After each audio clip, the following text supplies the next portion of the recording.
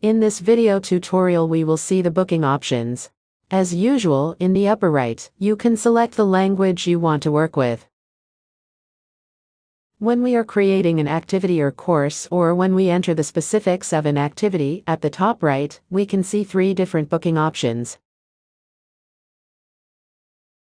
The default one is to let the activities be bookable both by the client from his app and by the administrator. This means that the administrator can enroll a customer by clicking on the plus, but also that the customer will have the opportunity to book the activity by himself from his app.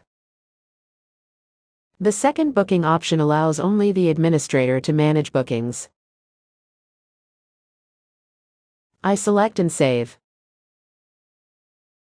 If I now return to the booking page, I can still manage them. If I enter the customer's app with this option, he can no longer book, but will be invited to contact the center for a possible booking.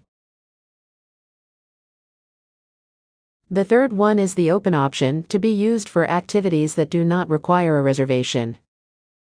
If I save, as you can see, the possibility to see the bookings disappears as it's not needed anymore. In fact, if I go to the activities page, as you can see, this is an open lesson that does not require a reservation. Let's see what happens from the app side. I enter the same page, and, as you can see, it is an open lesson, and it is reported that it does not require a reservation. If you work from the administration platform on the mobile side, these same booking options you will find them by entering into an activity. They are located a little below the description of the activity.